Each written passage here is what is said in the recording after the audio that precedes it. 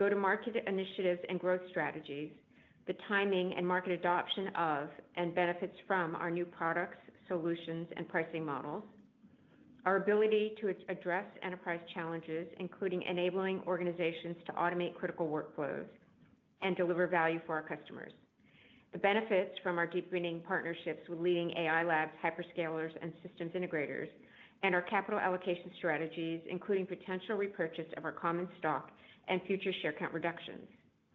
These statements reflect our best judgment based on factors currently known to us, and actual events or results may differ materially. Please refer to our earnings press release filed today and the risk factors and documents that we file with the SEC, including our most recent quarterly report on Form 10-Q, for information on risks and uncertainties that may cause actual results to differ materially from statements made on this earnings call. These forward-looking statements are being made as of today, August 25th, 2026, and we disclaim any obligation to update or revise them should they change or cease to be up to date. In addition, during today's call, we will discuss non-GAAP financial measures. These non-GAAP financial measures should be considered in addition to, and not as a substitute for or in isolation from, our GAAP results. You will find additional disclosures regarding these non-GAAP measures, including reconciliations with comparable GAAP results, in our earnings press release and in the supplemental slides, which can be found on the Investor Relations page of our website. Unless otherwise indicated, all references to financial measures are on a non-GAAP basis. Finally, please see our earnings deck posted on our IR website for a more detailed look at our Q3 and full year 27 guidance. Thank you. With that, let me turn the call over to Aaron. Thanks, Cynthia, and thank you all for joining the call today. Box delivered exceptional second quarter results, continuing the strong momentum we saw in Q1 and led by the rapid customer adoption of Enterprise Advanced. Second quarter revenue exceeded our guidance, growing 9% year over year, or 11% in constant currency, and produced operating margins of 29%. We drove a net retention rate of 106%, ahead of our expectations of 105%, driven by both price per seat increases and seat expansion. Our Q2 billings growth of 17% year over year and RPO growth of 15% year over year reflect the success of our strategic investments in both go-to-market and product roadmap in delivering solutions to customers that address their most critical challenges in AI. Some examples of our Enterprise Advanced wins in the quarter included a leading multinational investment bank that upgraded from Enterprise Plus to Enterprise Advanced, transitioning its legacy file servers to the Box platform. This deployment will expand its license to a wall-to-wall agreement to deliver unstructured data insights across its global banking teams. Next, a major federal agency upgraded from Enterprise Plus to Enterprise Advanced with a 4x seat expansion to replace its legacy contract lifecycle management and collaboration platforms. In partnership with Salesforce, Box will power secure, cloud-based CLM and document management across key legal and research divisions, replacing multiple SaaS vendors. This agency-wide modernization is enabled by Box's FedRAMP High compliance, our secure identity-verified e-signatures, and Enterprise Advanced capabilities. With record Q2 bookings, these wins and many others make it clear that our role in enabling enterprises to get the most out of their enterprise content and transform in the era of AI is becoming increasingly significant. During the second quarter, I spoke with many enterprise technology leaders who highlighted their primary goals and challenges in implementing AI. One of the most common topics is how enterprises can get the right context to AI agents in a secure and governed way, as well as tap into the full value of their unstructured data. To do this, enterprises need a secure platform that can connect all the intelligence and capabilities of AI models to enterprise content and workflows. The world's most advanced superintelligence is only as useful as the underlying enterprise knowledge and corporate information that it has access to. Instead of companies sitting on millions or hundreds of millions of files that they know very little about, with AI agents, they can now ask questions about this data, mine it all for intelligence, and automate nearly any workflow that involves this enterprise content. This is the intelligent content management platform that we are building. These technology leaders that I'm speaking with are also recognizing that as AI model capabilities advance rapidly across an expanding set of vendors like OpenAI, Google, Anthropic, Meta, xAI, NVIDIA, and more, that enterprises will need a model-neutral platform that connects their content and workflows to these models and agents securely. With AI costs continuing to rise, the ability to draw the right cost-performance mix with any vendor becomes essential. Rather than migrating content and workflows into separate systems to unlock AI's benefits, our intelligent content management platform gives enterprises a single platform where they can swap models or agents on their content at any time securely. Now, Box is at the center of the greatest transformation in how enterprises work, and we are continuing to drive our product and go-to-market strategies to take full advantage of this massive opportunity. Building on our product leadership, in the second quarter, we announced a range of new capabilities that help customers transform the value of their content with AI. We introduced new security capabilities designed to give organizations greater control over AI agents working with their enterprise content. With new agent guardrails, third-party agent activity oversight, prompt injection detection, agent classification-based access policies, and more, customers will be able to extend Box's enterprise-grade security controls to both Box agents and third-party agents, such as Claude, ChatGPT, Gemini, and more. To support our headless initiatives, Box announced new MCP integrations with Anthropic's Claude for Legal, Databricks, Harvey, IBM's Watson X Orchestrate Agent Catalog, Notion Custom Agents, Slackbot, and SpaceX's Grok. Box partnered with Anthropic as a launch partner for Claude's new legal industry solutions, using the Box MCP server as the secure governance layer for agentic legal work. New MCP tools now let Claude execute multi-step matter operations directly in Box, copying and uploading files, tagging metadata, and managing collaborator access, turning Claude from a QA chatbot into an active practice agent. All actions stay governed by the firm's existing Box permissions and ethical walls, avoiding the governance gap of moving sensitive client data into unsanctioned tools. Also, earlier this month, we announced the release of the Box MCP server for Databricks, now available in the Databricks marketplace. This integration lets data analysts, scientists, and engineers combine, connect, and query unstructured content from Box, including their contracts, clinical records, financial assets, and specifications, alongside structured sources like CRM and ERP, all without duplicating data or moving it outside of Box's secure governance boundary. This unlocks use cases across industries, from healthcare teams spotting care gaps by combining clinical records with referral and billing data, to financial services firms accessing borrow and covenant risk by joining loan documents with banking data. Now, as we look further into the second half of FY27, we're continuing to drive significant innovation across our platform to help enterprises maximize the value of their content in the era of AI. Building on the momentum of Box Automate, Box Extract, and Box Apps, our platform is evolving into a premier agentic workflow automation system designed to streamline critical content processes like client onboarding, contract reviews, brand asset verification, supply chain automation, and thousands of other workflows in an enterprise. Additionally, we're advancing Box Extract to help power complex document extraction needs across a range of industries, from financial services to life sciences. Our model-neutral agentic harness ensures that customers can both improve the accuracy of this extraction and lower their costs by choosing exactly the right model they need for any document type. Box is also modernizing its core content management infrastructure.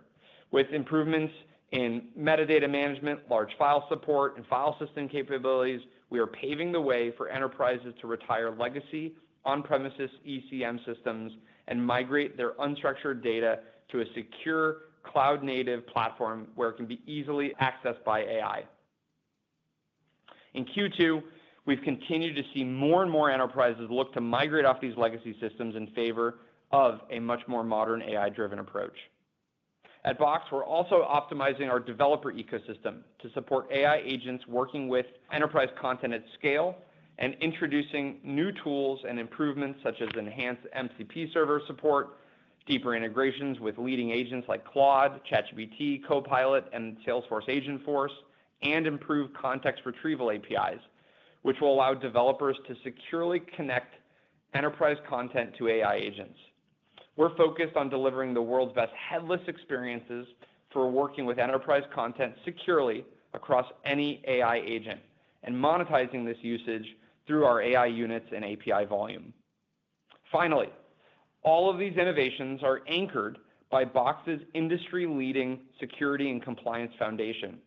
As we recently saw with the OpenAI Hugging Face incident, enterprises will increasingly need platforms that can securely protect their corporate data and ensure that neither humans nor agents can get access to information they shouldn't have access to.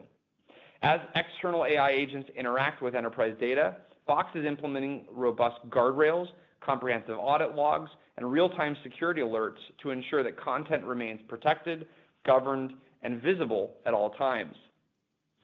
We'll continue to deliver industry-leading data protection and governance capabilities to ensure the security of unstructured data in an enterprise. Now, we will be sharing much more about our product roadmap at this year's BoxWorks in San Francisco in early November, where we'll be making major product announcements. We'll hear directly from customers that are taking advantage of the Box platform and hear directly from our partners, including the CEO of NVIDIA, Jensen Huang, Lip-Bu Tan, the CEO of Intel, and Michael Truell, the CEO and founder of Cursor. Next, for our go-to-market strategy, we remain focused on accelerating the adoption of Enterprise Advanced, enabling customers to power their intelligent workflows with content while driving the growth of platform revenue. To win in key industries such as financial services, life sciences, government, education, media and entertainment, legal, and other key verticals, we will continue to deepen our vertical-specific marketing, sales motions, collateral, solutions, and ecosystem partnerships. We are also expanding our FDE, or forward deployed engineering efforts, to ensure that customers can successfully implement and tune AI agents on their enterprise content for everything from document processing to agentic content workflows. Additionally, we are expanding our system integrator ecosystem, collaborating with vertical, regional, and global system integrators to embed our platform deeper into enterprises' critical content workflows. Finally, our partnerships with major hyperscalers like Amazon and Google will be central to expanding our enterprise distribution and enablement. In the second quarter, we continued to see strong momentum in customer wins enabled by these partners, a critical part of our go-to-market strategy. For instance, in partnership with DataBank, a leading insurance provider has adopted Box Enterprise Advanced with Shield Pro and purchased additional AI units to drive a comprehensive platform modernization. These deployments leverage Box's platform APIs, the Box Sign APIs, and Box AI to connect Box directly into the firm's custom middleware for core systems, including Guidewire. This positions the insurance provider to modernize more than 100 terabytes of content, retire multiple legacy platforms, and integrate Box AI across high-volume workflows like mailroom and policy processing. Working with Slalom, a large U.S. state DMV upgraded from Enterprise Plus to Enterprise Advanced and purchased additional AI units as the foundation for a new intelligent document processing initiative. This agency is replacing a costly legacy document processing system with classification and metadata extraction powered by Box AI. The solution will extract key information from identity documents at scale and automatically populate Salesforce records associated with each driver profile, streamline licensing applications and renewals across the state. At Box, we have an extraordinary opportunity to serve as the defining platform for securing, managing, governing, and applying intelligence to unstructured enterprise data at scale. Nearly all mission-critical workflows, such as processing regulatory data, automating insurance claims with AI, reviewing legal contracts, managing aviation research, or facilitating collaboration in pharma, are all fundamentally powered by enterprise content. Our intelligent content management platform sits squarely at the center of these vital business processes. We're incredibly excited at Box about the market transformation happening right now due to AI, and we have the team, the technology, and the customer base to fundamentally take advantage of this massive opportunity. Now, let me turn the call over to Dylan. Thanks, Aaron, and good afternoon, everyone. We had another very strong quarter in Q2, driven by record Q2 bookings and increasing Box AI adoption. As a result, we exceeded guidance across all top and bottom line results, delivering our fifth consecutive quarter of accelerating revenue growth in constant currency. As Aaron discussed, we advanced our leading intelligent content management platform by deepening our AI and agentic capabilities while investing in key go-to-market initiatives to drive continued enterprise advanced momentum. Q2 revenue of $321 million was up 9% year over year and up 11% in constant currency, exceeding our guidance. Customers paying us at least $100,000 annually grew by 10% year over year. Suites customers now account for 69% of revenue, up from 63% a year ago. We ended Q2 with remaining performance obligations, or RPO, of $1.7 billion, a 15% year-over-year increase, or 17% in constant currency. Both short-term and long-term RPO accelerated sequentially, with short-term RPO up 11% year-over-year and up 14% in constant currency. We expect to recognize roughly 55% of our RPO over the next 12 months. Q2 billings of $310 million were very strong, growing by 17% year-over-year, or 16% in constant currency. This result exceeded our expectations for low double-digit growth, with the outperformance driven primarily by Q2 booking strength. In Q2, our net retention rate improved to 106%, above our guidance of 105%, and up from 103% in the year-ago period. Our annualized full churn rate remained at 3%. This outperformance was driven by continued improvement in our seat expansion rate, as well as the impact of very strong net retention results within our Enterprise Advanced customer base, which exceeded our overall net retention rate. We now expect our net retention rate to be 106% exiting FY27. We delivered Q2 gross margin of 81.2%, in line with our expectations. Operating income of $95 million resulted in operating margin expansion of 90 basis points from the year-ago period to 29.4%, which reflects a 100 basis point headwind from FX. This was above our guidance of 28.5%. In Q2, we delivered EPS of $0.40, which was above our guidance of $0.39. This includes an FX headwind of $0.04, 1 cent higher than our prior expectations. Turning to our cash flow and balance sheet. In Q2, we generated free cash flow of $60 million and cash flow from operations of $71 million, up 67% and 54% year-over-year, respectively. These results were driven by strong linearity, allowing us to collect a healthy portion of our Q2 bookings within the quarter. We ended Q2 with $446 million in cash, cash equivalents, restricted cash, and short-term investments. In Q2, we repurchased 2.6 million shares for approximately $66 million. As of July 31st, 2026, we had approximately $378 million of remaining buyback capacity under our current share repurchase plan. With that, let me now turn to our Q3 and updated FY 2027 guidance. Note that our second half expenses will be more weighted toward Q4 versus our typical seasonality due to the expected impacts from BoxWorks occurring in Q4 this year, as well as the recent extension of our Redwood City headquarters lease. For the third quarter of fiscal 2027, we expect Q3 revenue to be approximately $329 million, representing approximately 9% year-over-year growth, or 11% in constant currency.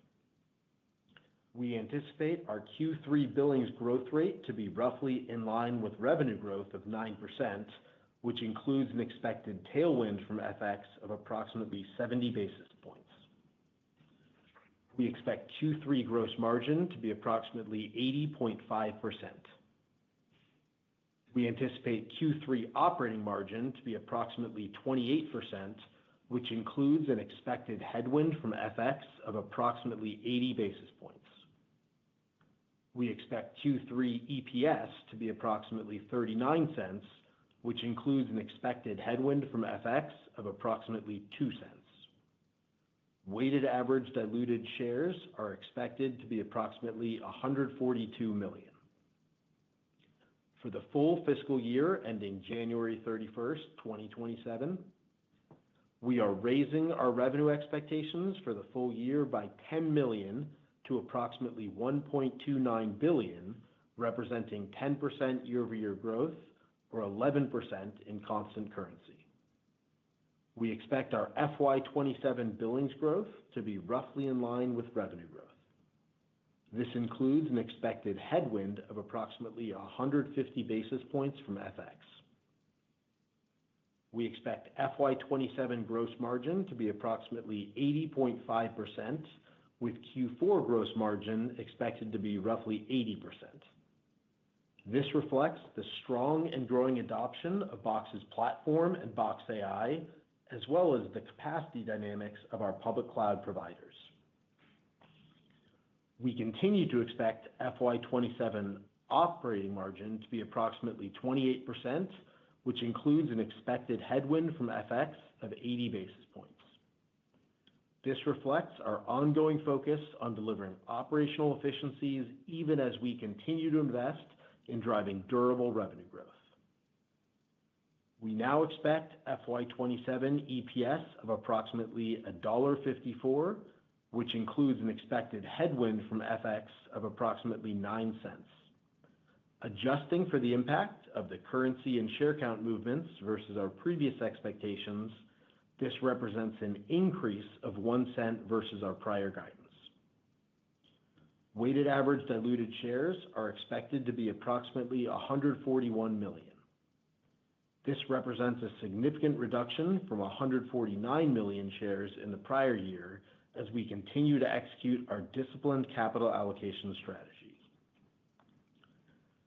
The $10 million raise to our revenue expectations this year reflects continued momentum across the business, with demand for Box AI and the growing adoption of Enterprise Advanced driving continued acceleration in our revenue growth rate and continued improvements in our net retention rate. As Box's intelligent content management platform is increasingly becoming the foundation enterprises rely on to securely unlock AI's value across their content, Box is well-positioned to drive durable, long-term growth. With that, Aaron and I will be happy to take your questions. Operator? We will now begin the question and answer session.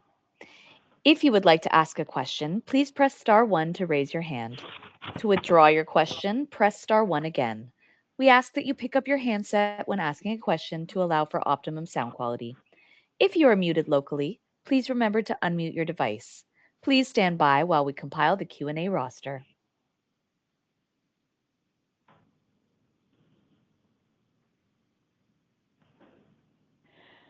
Your first question comes from the line of Lucky Schreiner with D.A. Davidson. Your line is open. Please go ahead.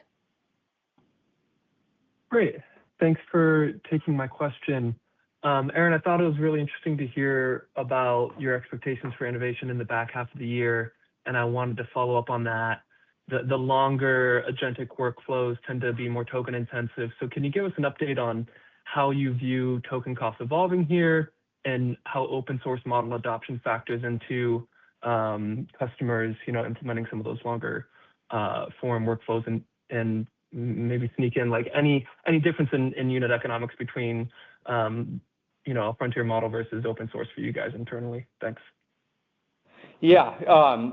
So you're exactly right. The kind of momentum we're seeing generally correlates to, interestingly, two dimensions. Either one, longer running agents that do more processing work in a single session, or the ability to run agents off of large amounts of data, which can be broken up, kind of discretely on a per item or per document basis.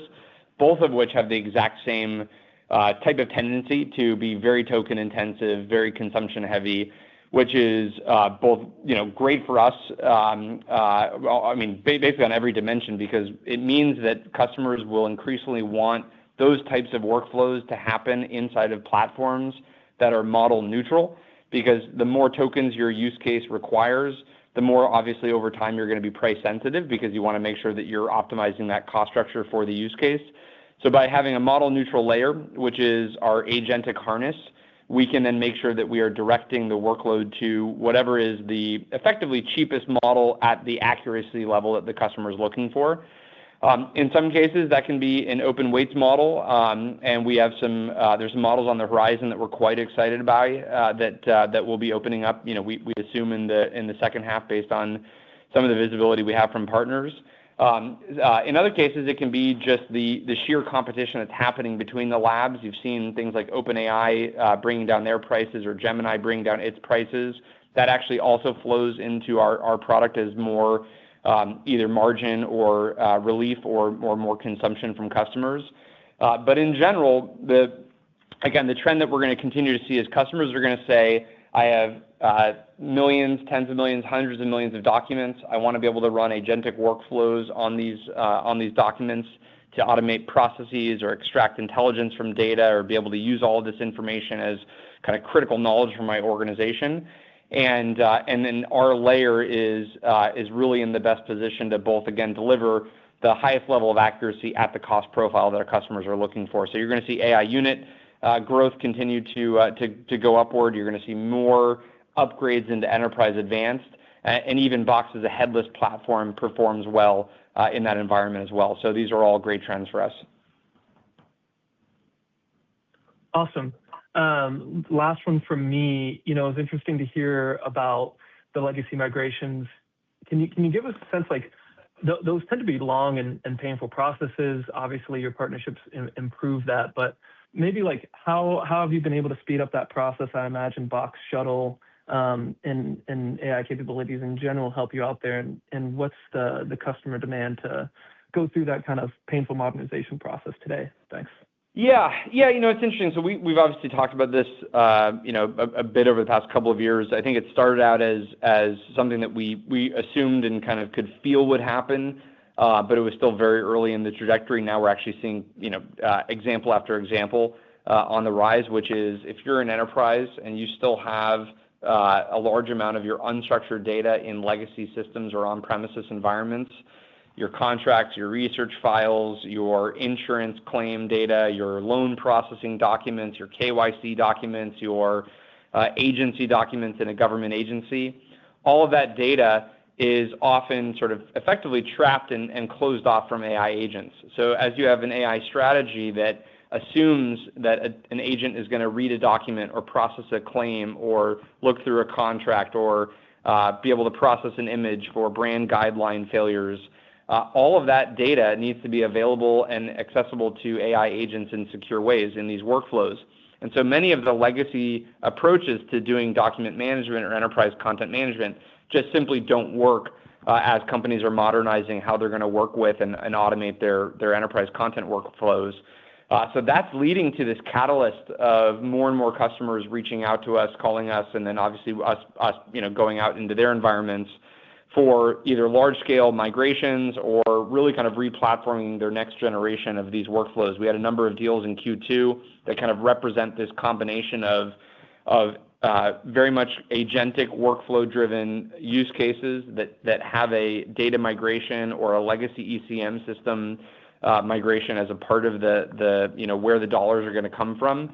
So on the horizon, we actually see quite a bit of this opportunity continuing to grow. And so in the second half, and certainly as we go into next year, you'll see a continued amount of product launches and updates that help facilitate and accelerate that migration all of which are these next generation features that help customers manage their content in the cloud at scale in these business processes and be able to bring AI agents to that content very seamlessly and securely. Fantastic. Thanks for taking my questions and congrats on a phenomenal quarter. Thank you. Your next question comes from the line of George Kurosawa with Citi. Your line is open. Please go ahead. Okay, great. Thanks for taking the questions. I'm on for Steve Enders. Maybe just a question on the security role that Box plays within these agentic workflows. If you could talk about the governance and security side, what is maybe new or different in terms of enterprises' needs in an agentic world versus dealing with human users? How has Box's role there evolved? Yeah, this is an area of an incredible amount of surface area. So, which is very exciting for us. Obviously, it's an incredibly dynamic and sometimes kind of stressful space for the customer ecosystem. But we have there's a lot of innovation really available here. If you think about what agents tend to need, not only do they need basically all of the same level of security and controls that humans need. So they need access levels. They need to be only able to view or edit the documents that you want them to. You need to be able to obviously be alerted if they're either going rogue or you're seeing kind of too much usage happen. So that's kind of the basic foundation that we're drafting off of in the core of Box's security and access control capabilities, which is why we're in a very strong position to take a lot of these workloads. But what's interesting is over time, they're actually going to need additional protections that we didn't commonly think that end users needed. Things like, an end user could only, a human user could really only process a certain amount of data at scale. And so you could quickly kind of detect if maybe a user was doing something that they shouldn't be, or there'd be very limited kind of blast radius or damage that they could do if they kind of went rogue or if there was some malicious actor in the system. Whereas AI agents have the ability to effectively with just it's kind of just correlated to their compute level to be able to either work with large amounts of data, access the wrong information. In the case of the Hugging Face or OpenAI, very much go out and execute on a goal to the kind of ultimate level that its compute is allowing. And so what that means is that enterprises are going to need an all new set of guardrails, alerting mechanisms, anomaly detection capabilities, ways of really having a better set of controls on what agents can do with their data. And that could be things like, okay, agents inside of these folders or at these usage levels shouldn't be able to write data or shouldn't be able to download data. They can only kind of view it, or we need to be able to monitor their activity, or we need to be monitored, or we need to be alerted after a certain threshold of activity happens under certain kinds of agents. And maybe we don't want to let these kinds of agents into our systems, but we're fine to let those other agents in the system. So all of that functionality is effectively kind of net new for the agentic era.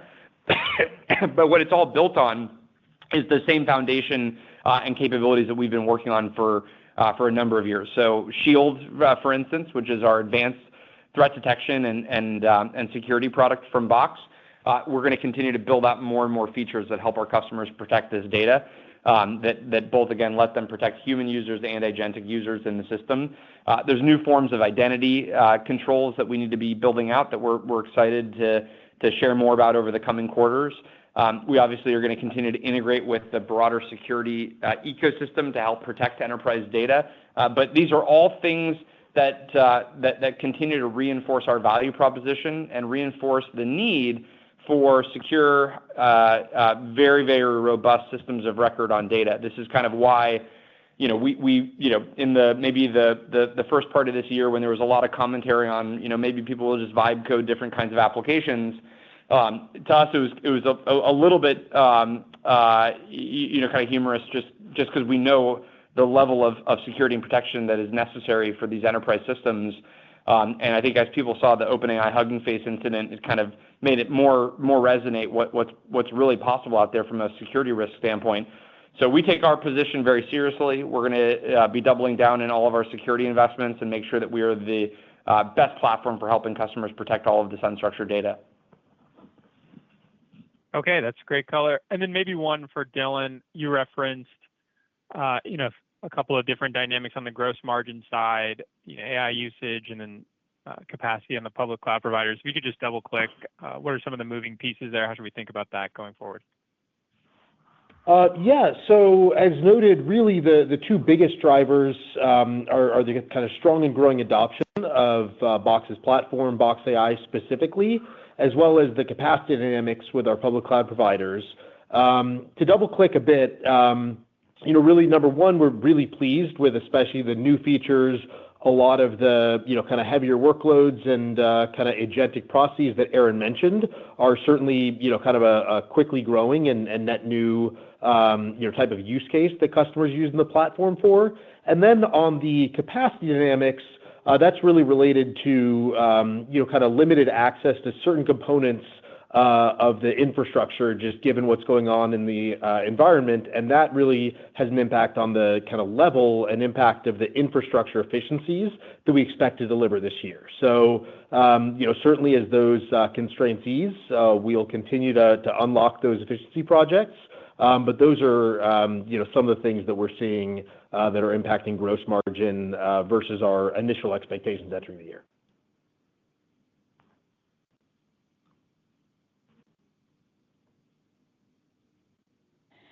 Your next question comes from the line of Matt Bullock with Bank of America. Your line is open. Please go ahead.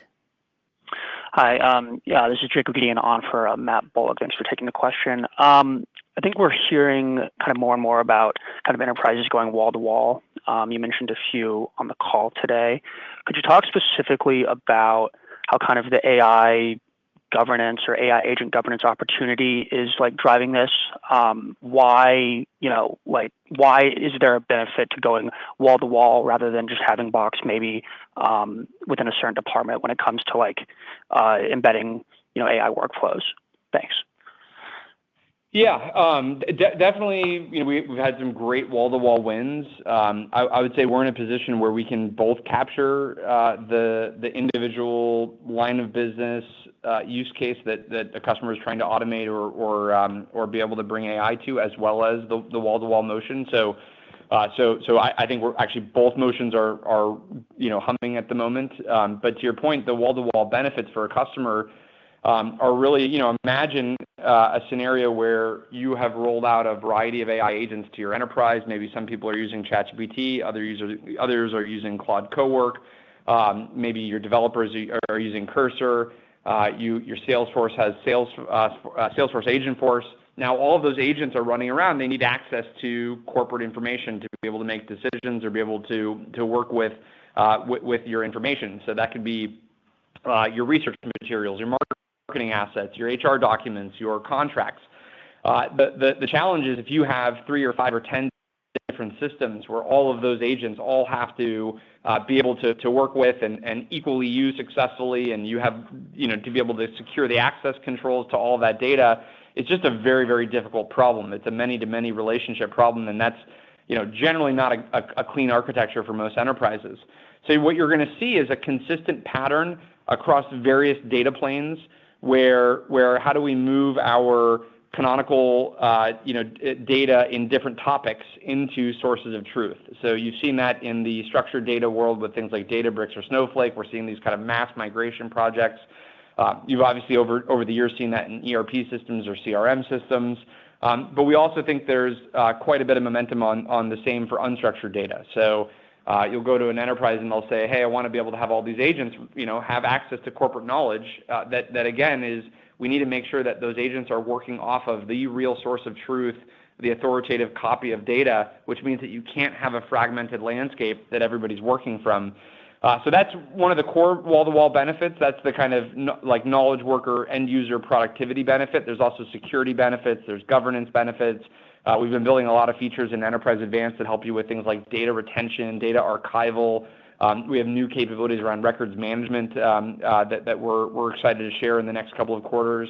But all of that is really around the need for robust infrastructure that helps you manage all of that enterprise content, which is really the context for those agents.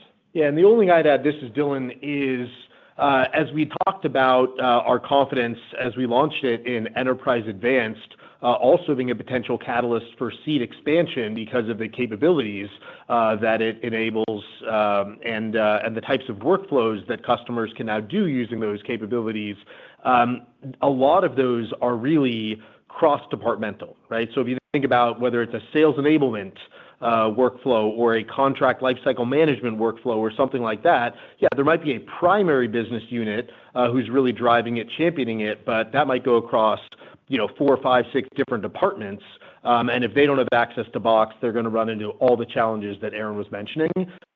And that's why we've seen, you look at the increase in our net retention rate and those trends, the biggest driver of that has been higher seat expansion for exactly that reason.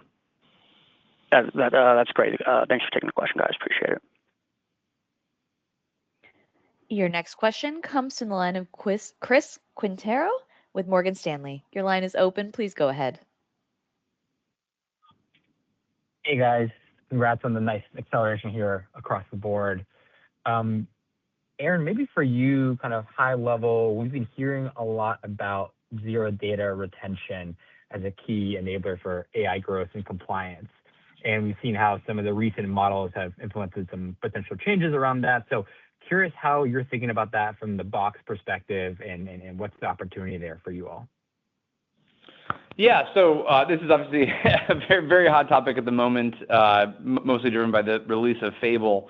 In general, maybe one of the underappreciated reasons for the rapid rise of AI growth is the fact that very quickly most of the leading labs coalesced around the idea of zero data retention, which basically, in simplest terms, means that when I kind of am interacting with an AI model and I have information in the context window, that data doesn't sort of get stored and sit around for a week or 30 days in the servers of those AI labs. It's sort of just a kind of an ephemeral pass-through. And that's what led to enterprises being very comfortable with the adoption of AI in their organizations, whether that was direct adoption or through more of these kind of applied AI layers like a Box or a Harvey or Sierra, Decagon, et cetera. And so the challenge obviously with something like Fable was they launched without zero data retention, which obviously means that then there can be less adoption. You have to have kind of separate exception handling that customers have to go through.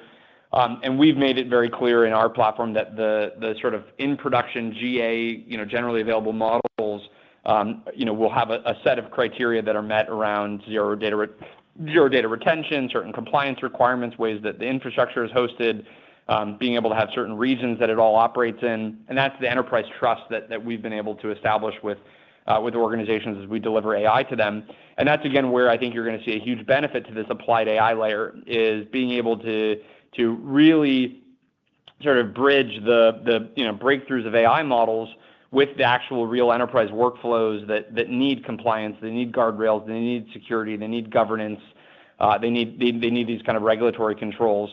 So that's kind of the state of the industry. My guess, realistically, is actually just Anthropic will evolve their stance on this because they'll see it in the revenue, and they'll have to change course. And I think we'll just see more and more modern approaches to how these companies will both meet their internal kind of AI safety requirements with offering things that kind of technically resemble ZDR for their users. Got it. Very helpful.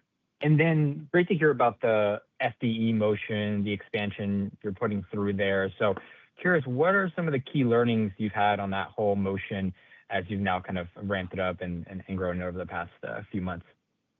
Yeah, so this is a pretty exciting area because if you kind of think about the types of challenges, workflows, goals that customers have when working with enterprise content and unstructured data and agents. Let's say you're a bank, let's say you're a pharma company, let's say you're an insurance provider.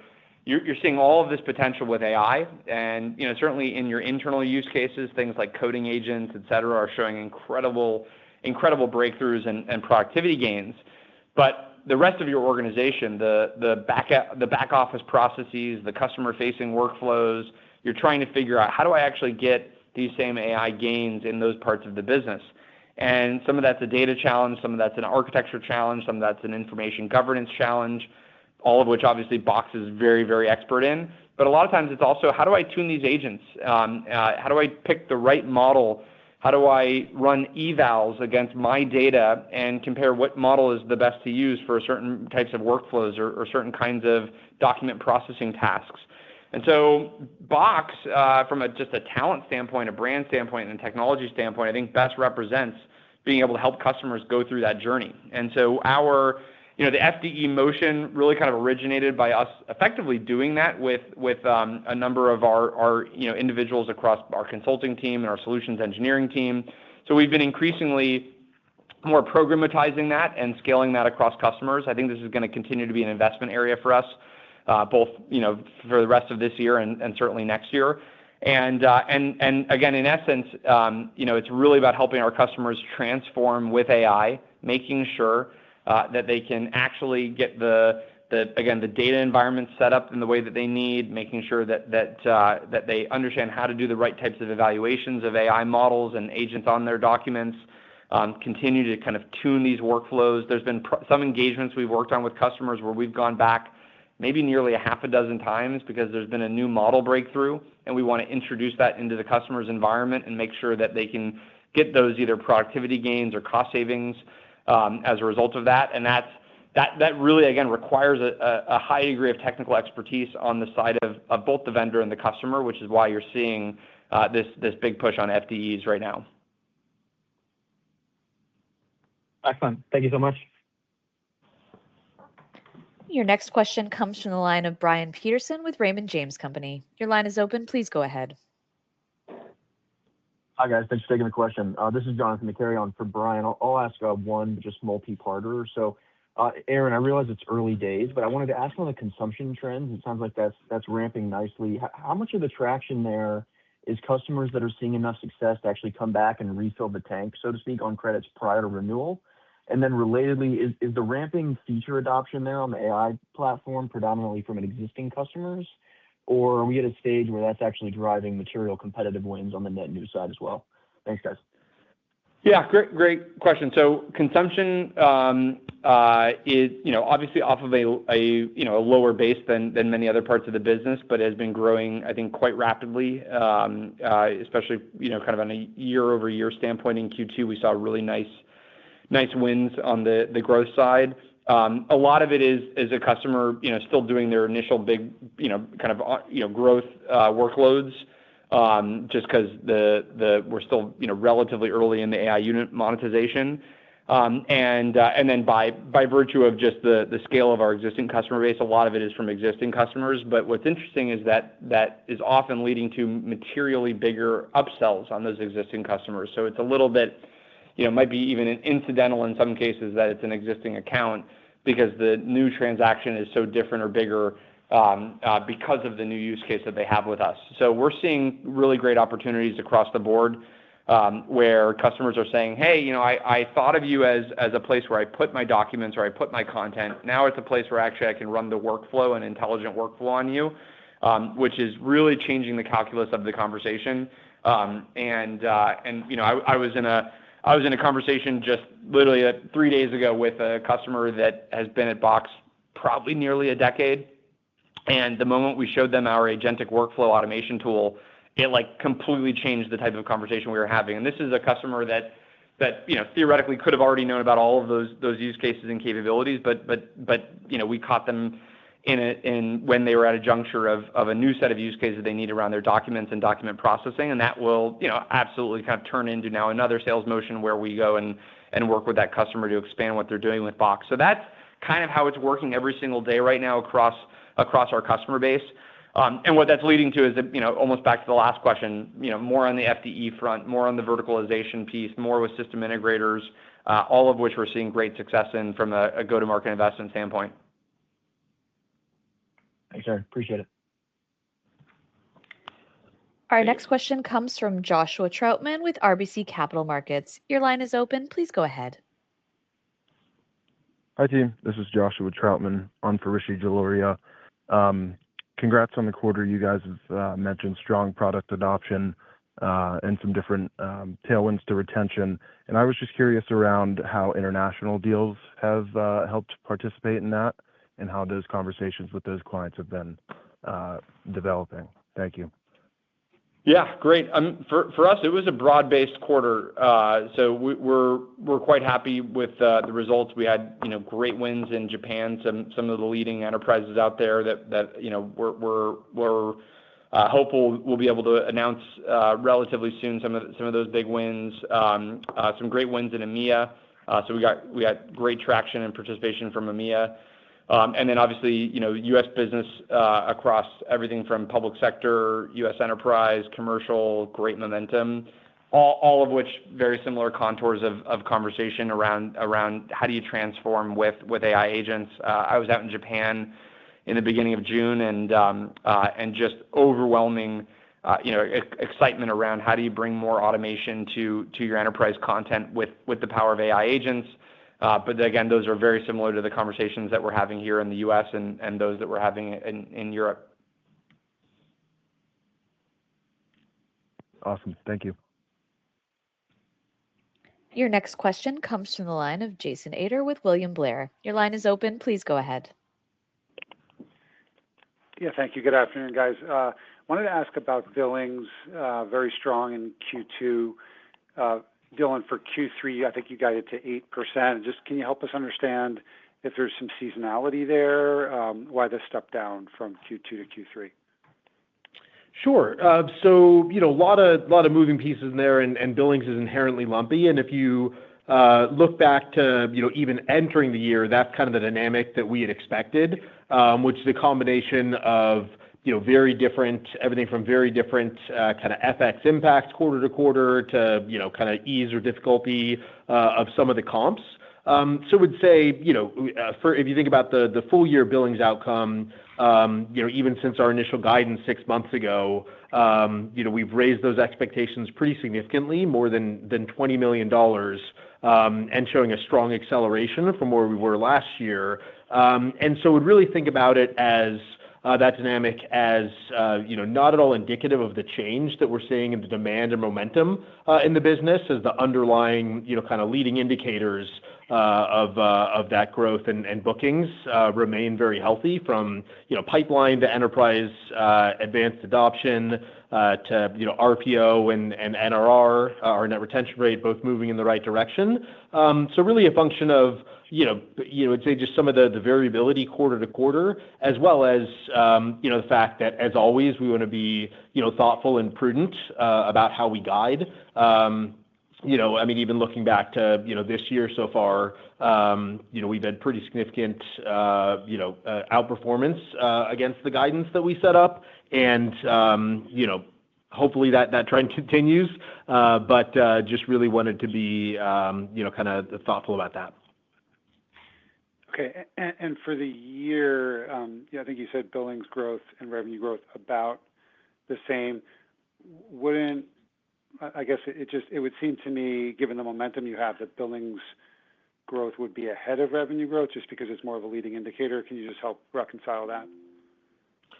Yeah, I would say, do expect it to be ahead on a constant currency basis, as there is more of an FX impact to billings than revenue. And we did give the revenue, as we're talking about growing at roughly the same rate, that's on an as reported basis. But again, some of it is just kind of the way that we think about setting expectations, and there's as you'd imagine, more variability in billings, plus just some of the dynamics around compares that didn't show up in the same way as revenue. So I would say kind of other factors outside of the underlying momentum are impacting each of those metrics a little bit differently. But to your point, we do expect billings growth to be a leading indicator of revenue, to be ahead of it if we keep up the momentum that we've been on. And I think you see that type of dynamic, for example, in our short-term RPO growth, which is both a few points ahead of either of those metrics, and kind of moving in the right direction and accelerating. Okay, thank you. Good luck. Thanks. We've reached the end of the Q&A.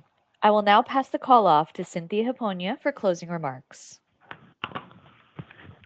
Great. Thank you, everyone, for joining us again this afternoon. As Aaron mentioned, we're hosting BoxWorks in San Francisco on November 5th, and we'll be once again doing another investor relations product briefing at the event. So look forward to giving you more details, and we'll talk to you on our next